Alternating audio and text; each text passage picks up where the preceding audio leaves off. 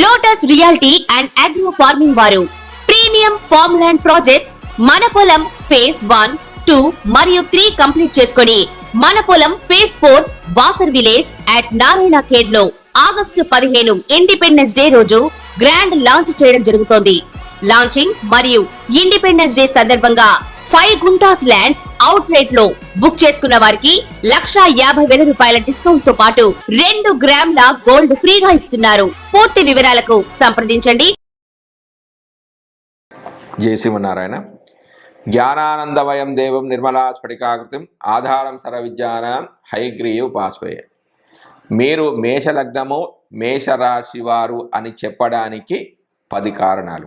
అవి ఏమిటంటే, మీ అభిప్రాయాలు పెద్దగా పఠించుకోకపోయినా, మీరు సాహసవంతులు, దుడుకు స్వభావం కలిగిన వారైనా, చిరుతిండ్లు ఇష్టపడేవారైనా, ఎప్పుడూ పెద్దగా బోరు ఫీల్ అవ్వని వారైనా కూడా, తొందరగా ఆవేశపరులైనా కూడా, అందరికంటే ముందు ఉండాలి అనుకునే వారైనా, అందరితో పాటే నేను అనుకునేవారైనా, మంచి సలహాలు చెప్పగలిగేవారైనా కూడా,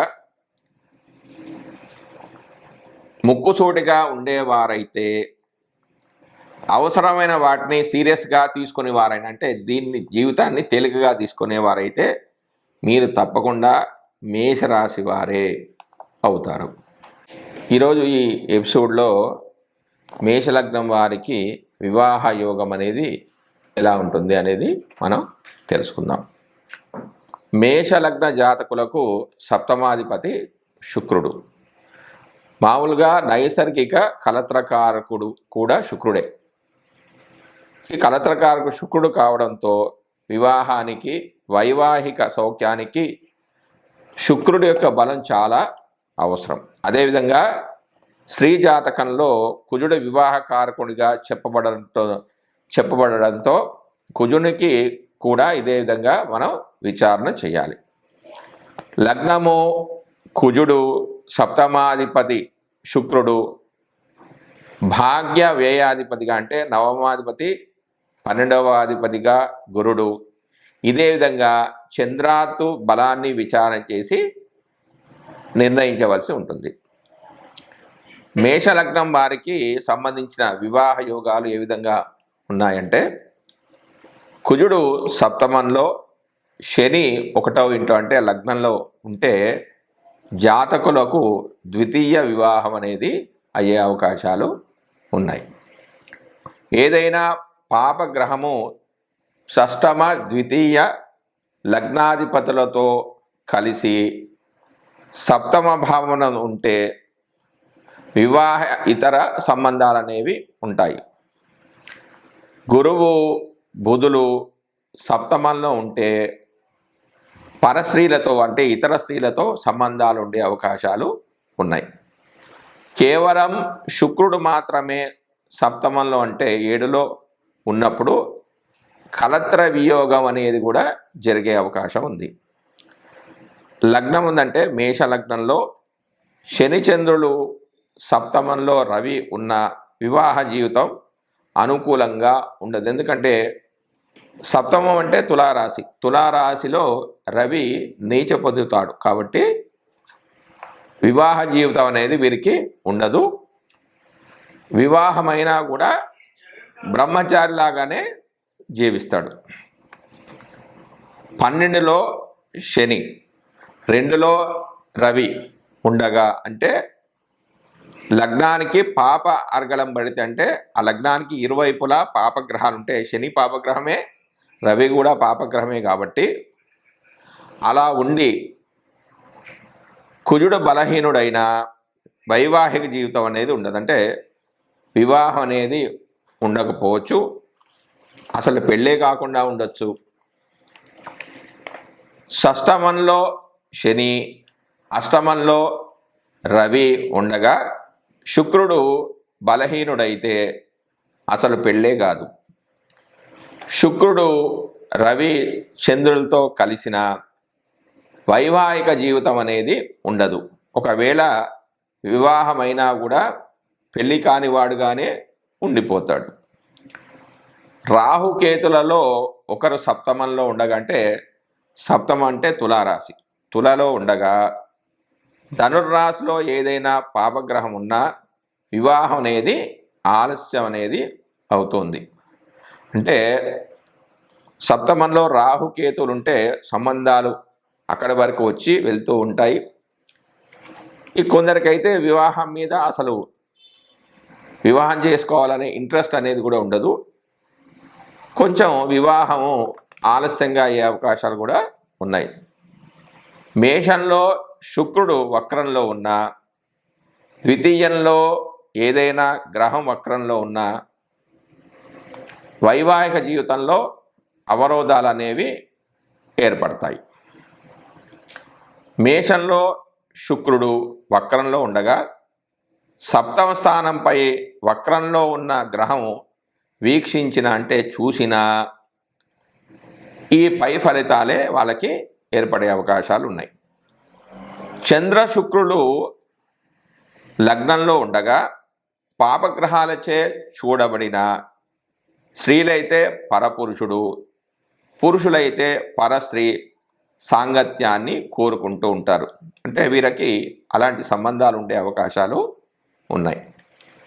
చంద్రుడు అష్టమంలో ఉన్నప్పుడు స్త్రీ యొక్క కలత్ర భాగ్యం అనేది చెడిపోతూ ఉంటుంది. సప్తమంలో రవి ఉండి శుభగ్రహ వీక్షణ పొందనప్పుడు భార్యాభర్తలు విడిపోతూ ఉంటారు. శరరాశులలో చంద్రుడు ఉండగా కేంద్రంలో అంటే 1, 4, 7, 10 ఇందులో పాపగ్రహాలుండి శుభగ్రహ దృష్టి పొందినప్పుడు వివాహానికి పూర్వమే అనేక సంబంధాలు అనేవి వీళ్ళకి ఉండే అవకాశం ఉంది. రవి అష్టమంలో ఉండి పాపగ్రహాలతో చూడబడిన జార గుణం అనేది వీరికి ఉంటుంది. సప్తమాధిపతిగా శుక్రుడు చరరాశుల అందు జాతకురాలి భర్త విదేశీయాలందు జీవిస్తూ ఉంటారు. ఈ స్థితిలో బుధ లేక శని సప్తమంలో ఉన్న జాతకురాలి యొక్క భర్త నపుంసకుడు అయ్యే అవకాశం ఉంది.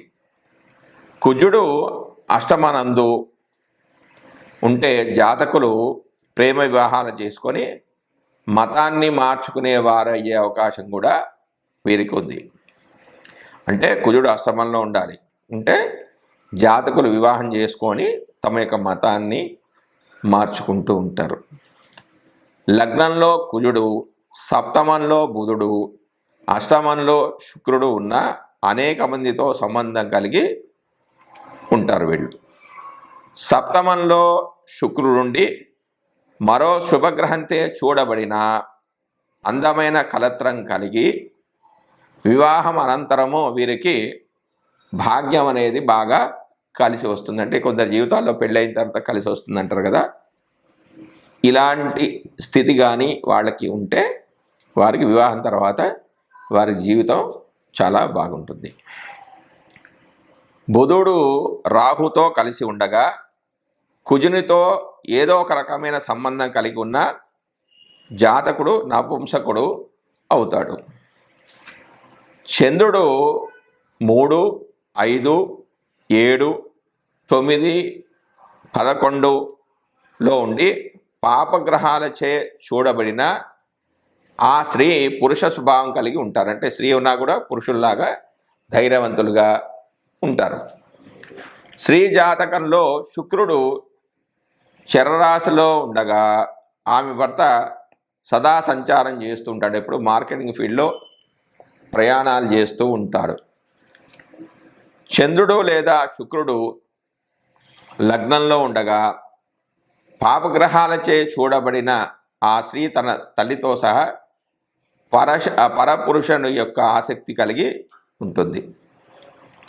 మేషంలో కుజుడు ఉండిన జాతకులు ఇద్దరు భార్యలు లేదా అనేక మంది స్త్రీలతో తిరుగుబారుగా అవుతారు. శుక్రుడు 2లో లేదా 12లో ఉండగా అనేక మంది స్త్రీలతో సంబంధం కలిగి ఉంటారు. మేషలగ్న జాతకులకు రవి సప్తమంలో నీచల ఉన్న వారికి వారి యొక్క కలత్రం అల్పజీవి అవుతుంది. అంటే దీర్ఘాయువు అనేది చాలా తక్కువగా ఉంటుంది. గురు బుధులు సప్తమ భావంలో ఉన్న అనేక మందితో వివాహేతర సంబంధాలు కలిగి ఉంటారు.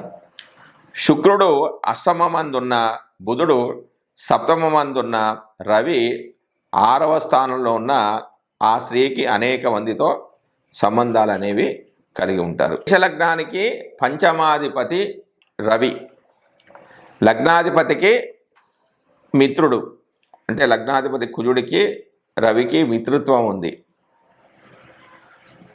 చక్కని సంతానం కావాలి, మంచి బుద్ధిబలం ఉండాలి, అన్నింటా కూడా విజయం కోరుకునేవారు ఎప్పుడూ కూడా ధరించాల్సిన రత్నం ఏంటంటే కెంపు రత్నాన్ని ధరించాలి. అంటే ఈ మేషలగ్నంలో పుట్టి మంచి సంతానం కావాలి, అన్ని విషయాల్లో కూడా విజయం సక్సెస్ కావాలి అనుకునే వాళ్ళు ఈ కెంపును ధరించవచ్చు. మరియు రవి మహాదశలో ఏర్పడబోయే అనిష్ట ఫలితాలను, అంటే కష్ట నష్టాలను తొలగడానికి ఆ రవి మహాదశలో కెంపును ధరించడం చాలా ఉత్తమమైనది. మేషలగ్నానికి చతుర్థాధిపతి ఎవరు? చంద్రుడు. ఈ లగ్నాధిపతికి మిత్రుడు, అంటే చంద్రుడికి కుజుడికి మంచి మిత్రత్వం ఉంది. మనశ్శాంతి, మాతృ సౌఖ్యము, విద్యాలాభము, అంటే చతుర్థాధిపతి అంటే ప్రాథమిక విద్యకు కారకుడు చంద్రుడు. చతుర్థ భావంలో ఇవన్నీ కూడా చూస్తారు. విద్యాలాభము, గృహ భూలాభాలు, అంటే ఇల్లు కావాలి, రియల్ ఎస్టేట్ ద్వారా లాభాలు ప్రాప్తించాలి అని కోరుకునేవారు ధరించవలసిన రత్నాలలో ఇది ముత్యం ఒకటి, అంటే ముత్యాన్ని ధరించవచ్చు. చంద్ర మహాదశలో విశేష రూపంలో యోగించడానికంటే ఆ జాతకులకు మేషలగ్నమై చంద్రదశ వచ్చినప్పుడు దశ బాగా యోగించాలంటే ముత్యాన్ని ధరించడం మంచి ఫలితాన్ని ఇస్తుంది. మేషలగ్నం స్త్రీలకు మరింత విశేషమైన రత్నము ఏంటంటే ఇది ముత్యం అన్నమాట. తర్వాత మేషలగ్నాధిపతి అష్టమాధిపతి కూడా కుజుడు. ఆయువృద్ధి, యశస్సు, మంచి ధైర్యం కావాలి, అంటే ధైర్యంగా ఉండాలి అని కోరుకునేవారు ధరించవలసిన రత్నం ఏంటంటే పగడం. దీనినే జీవరత్నము అని అంటారు. తర్వాత పచ్చ. మేషలగ్నానికి తృతీయ షష్టమాధిపతి బుధుడు, అంటే అక్కడి లగ్నం నుంచి 3, 6లకు అధిపతి ఎవరు?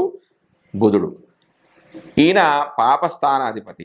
అంతేకాకుండా ఈ లగ్నాధిపతికి కుజునికి శత్రుగ్రహం, అంటే కుజుడికి బుధుడికి కూడా కొంచెం శత్రుత్వం ఉంది. ఈ కారణం చేతనే ఎటువంటి పరిస్థితుల్లో కూడా మేషలగ్నం వారు ఈ పచ్చ అనే ఉంగరాన్ని అస్సలు ధరించకూడదు.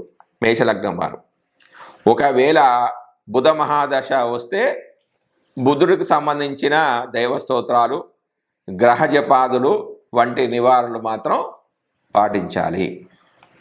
దాని తర్వాత పుష్యరాగం. మేషలగ్నానికి భాగ్య వ్యయాధిపతి, అంటే 9వ అధిపతి వ్యయాధిపతి కూడా గురువు అయ్యాడు. ఈ లగ్నాధిపతి కుజునికి అతి మిత్రగ్రహం, అంటే కుజుడికి గురువుకి మంచి మిత్రత్వం ఉంది.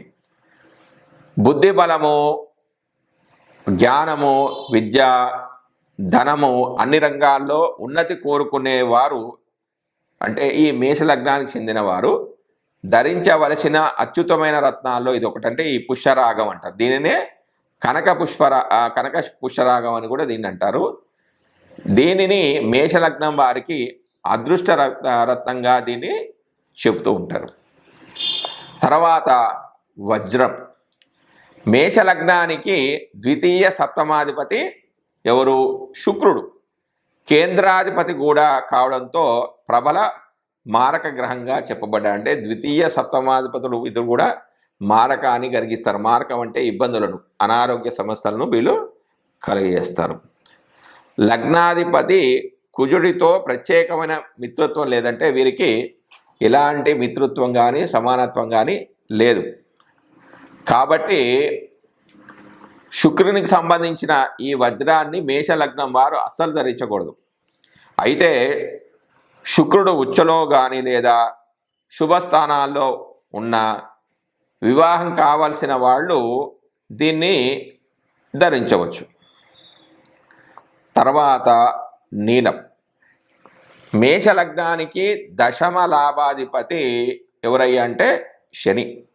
ఈ లగ్నాధిపతి కుజునితో శత్రుత్వం కారణంగా నీలం అనేది ధరించడం అంత మంచిది కాదు. అయితే శని ద్వారా ఏర్పడే ఏలినాటి శని, అర్ధాష్టమ శని, అష్టమ శని దోషాల నివారణకు ప్రత్యేక మార్గాలైన అంటే ఇతర మార్గాలు, ప్రత్యామ్నాయ మార్గాలు ఏంటంటే గుర్రపు నాడ, ఉంగరం వంటివి ధరించడం చాలా మంచిది. అంటే నీలాన్ని ధరించకుండా దానికి ప్రత్యామ్నాయంగా గుర్రపు నాడను ఉంగరంలో పెట్టుకుంటే మంచి ఫలితాలు అనేవి వీళ్ళకి కలుగుతాయి.